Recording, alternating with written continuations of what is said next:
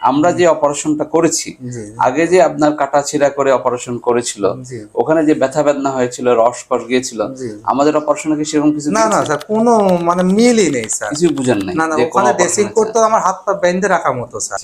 আর India তো যখন বলছে ওরাও তো কেটে করবে, ওরা কেটে অপারেশন করবে, ইন্ডিয়া তো তারাও কেটে অপারেশন করবে এবং প্রত্যেকবার 2 মাস সময় লাগবে, 2 মাস পর পর, মানে 6 মাস আপনাকে থাকতে হবে। জি স্যার। মানে ভয়াবহ ব্যাপার।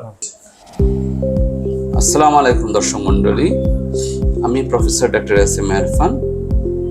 আজকে আপনাদের সামনে আরো একজন মেহমানকে নিয়ে হাজির হয়েছে, যিনি একাধিকবার অপারেশন করেছেন, ইন্ডিয়া পর্যন্ত গিয়েছেন, তারপর আমার কাছে এসে কাটাছেঁড়াবিহীন লেজারের মাধ্যমে ভালো হয়েছেন।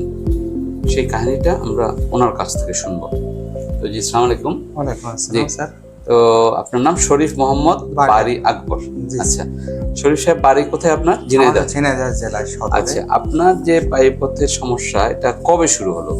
আমার 25 সালের সেপ্টেম্বর মাসে 11 তারিখে। আচ্ছা, একদম পুরোপুরি আপনার ডেট তারিখ মনে আছে? জি স্যার। তাহলে 11 তারিখ কি হলো? ফুলে গেছিল পায়ুপথের সাইডে এবং প্রচুর জ্বালা যন্ত্রণা হয়। আচ্ছা, তখন আমি ঝিনাইদহে এক সার্জনের কাছে যাই। জি। তিনি আমাকে অপারেশন করায়, ওই তাৎক্ষণিকভাবে অপারেশন করে, দুইটা অপারেশন করে ওই সময়ই। জি জি। করার পর আমি 2 মাস পুরো বিছানায় পড়ে থাকি, মানে বসতেও পারি না, চলতেও পারি না। ওই ড্রেসিং করতে গরম পানিতে বসতে হতো, ওষুধপত্র খেতেন, এগুলো কিন্তু অনেক ব্যথা বেদনা ছিল, প্রচুর জ্বালা যন্ত্রণা ছিল ড্রেসিং সময়। জি।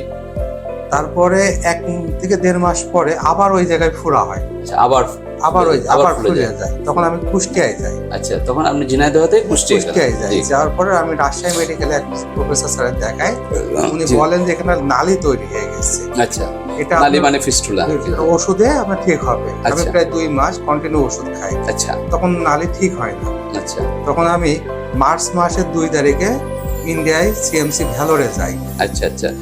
তখন বাংলাদেশে ভালো হলেন না, তখন আপনি ইন্ডিয়াতে গেলেন। আচ্ছা, তখন ওখানে যাওয়ার পরে আপনার ওরা অনেক, এখানে দেখতে পেলাম ওরা অনেক পরীক্ষা নিরীক্ষা করলো, 20টা টেস্ট করে, 20টা টেস্ট করছে। আচ্ছা, হ্যাঁ, জি জি। করার পরে বলে 3টা অপারেশন করতে হবে স্যার। 3টা অপারেশন না? আচ্ছা, এই 3টা অপারেশনটা আপনার 2 মাস পর পর এক একটা অপারেশন। আচ্ছা আচ্ছা। তখন আমি আপনার ওই ভিডিওটা দেখি। আচ্ছা, 3টা অপারেশন করতে হবে 2 মাস পর, মানে 6 মাস লাগবে। 6 মাস লাগবে আপনি ভালো হতে। হ্যাঁ, আচ্ছা, ঠিক আছে। তখন আপনার ওই হোটেলে বসে, তখন অনলাইন সার্চে তখন ভিডিওটা পাই। ও আচ্ছা আচ্ছা। তখন আমার এই ঢাকায় এক জামাই থাকে, তাকে আমি ফোন দিই যে এরকম দেখো বিআরবি অপোজিটে। তখন সে আপনার খোঁজ নেয় এবং বলে চলে আসো। আচ্ছা আচ্ছা, তোমার ওখানে থাকতে হবে না। তো আপনার ভাগ্য ভালো যে তখন আপনি স্ক্রল করতেছিলেন করে আপনি ভিডিওটা দেখছেন। জি জি স্যার। আর যদি ভিডিও না দেখতেন তাহলে আমি ওখানে অপারেশন 6 মাস ধরে আপনি 3বার অপারেশন করতে হতো। জি জি স্যার। আমরা ওখানে অপারেশন করব প্ল্যান করে আমরা রিপোর্টগুলো করি। হ্যাঁ, এখন আমাদের প্রায় 52,000 টাকা রিপোর্ট করে আমাদের। আচ্ছা আচ্ছা। ও তাই নাই? আমাদের রিপোর্ট করছি তো, এই যে রিপোর্ট আছে স্যার। আচ্ছা আচ্ছা, 52,000 টাকা রিপোর্ট করেছেন ওখানে? জি, ওখানে ইন্ডিয়ান টাকা। জি জি। তো আমরা অপারেশন করব স্যার। তখন আপনার ভিডিও দেখে তাৎক্ষণিক চলে আসে। আচ্ছা আচ্ছা। এসে জি, তখন আমার এখানে অপারেশন আমাকে দেখালেন, আমাকে দেখিয়েছেন হচ্ছে মার্চের 30 তারিখ। 28 তারিখে প্রথম দেখাই, 30 তারিখে অপারেশন করি। আচ্ছা, 28 তারিখ প্রথম দেখাইছেন না? ওইটা কই, এখানে তো দেখি না। আচ্ছা, যাই 28 তারিখ দেখিয়েছেন, 30 তারিখ অপারেশন আমরা অপারেশন করলাম। তো এখানে এসে আমার মার্চের 30 তারিখ অপারেশন করলেন। তারপর আপনি পরের দিন আমরা ছুটি দিয়ে দিলাম।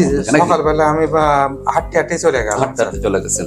আপনার ওখানে ওখান থেকে যে ব্যথা, তীব্র রস কষ এগুলো কিছু ছিল না? না স্যার। আপনি স্বাভাবিকভাবে চলে গেলেন। আমরা বললাম যে ওষুধ খান, মলম টলম দেন।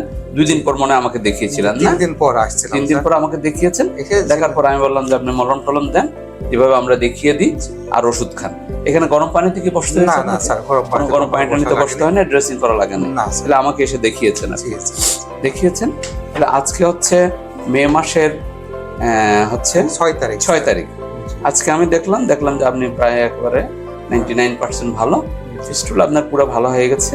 উপরে যে আগে যে কাটার কারণে একটু করে সামান্য স্কার বলি আমরা, মানে যে টিস্যু তৈরি হয়েছে, ওটার জন্য একটু সামান্য নিয়ে গেছে। তাহলে আপনি পুরোপুরি ভালো। তো এই সময়ে এত অল্প সময়ে ভালো হয়ে গেছেন, আপনার তেমন কোনো ব্যথা বেদনা, কষ্ট কিছুই পাওয়া যায় না? কষ্ট নেই স্যার আমার।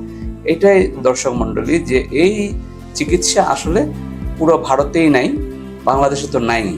তো আমার এখানে আছে, এবং আমি বলি যে আমার এখানে 2বার 3বার 4বার 5বার অপারেশন করা, বাংলাদেশে, ইন্ডিয়াতে, সিঙ্গাপুরে, ব্যাংককে, ইংল্যান্ডে, আমেরিকাতে অপারেশন করা রোগী এই লেজারের মাধ্যমে কাটা ছেড়ে ছাড়া ভালো হয়েছে।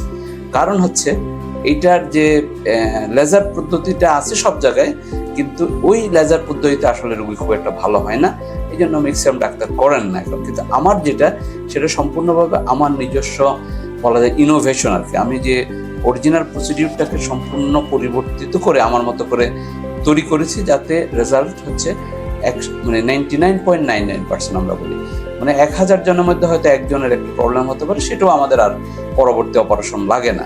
আমাদের এই পর্যন্ত প্রায় 10 থেকে 12,000 ফিস্টুলা রোগীর অপারেশন আমরা করেছি, একজনেরও সেকেন্ড টাইমে অপারেশন করতে হয় না। আমরা কিছু প্রসিডিউর করি যদি ফেল করে, কিন্তু এটা সংখ্যা 1000-এ একটা। তো সুতরাং প্রচলিত ফিস্টুলা অপারেশনের বিপরীতে এটাকে বলা যায় একেবারেই একটি নোবেল প্রসিডিওর, অর্থাৎ এটা অসাধারণ একটা প্রসিডিওর। তো সুতরাং এই প্রসিডিওরের মাধ্যমে আমি আমাদের রোগীদের কষ্ট লাঘব করতে পারছি, তাদের উপকার দিতে পারছি, এটা হচ্ছে বিরাট ব্যাপার। এবং এটি ভারতেও নয়, অন্য জায়গায় নয়, বাংলাদেশে, এটাও বাংলাদেশের জন্য একটা বড় গর্বের বিষয়। তো শরীফ সাহেব, আপনাকে অনেক অনেক ধন্যবাদ, ভালো থাকবেন, এবং আপনারও দায়িত্ব এই চিকিৎসা সম্বন্ধে জনগণকে অভিহিত করা।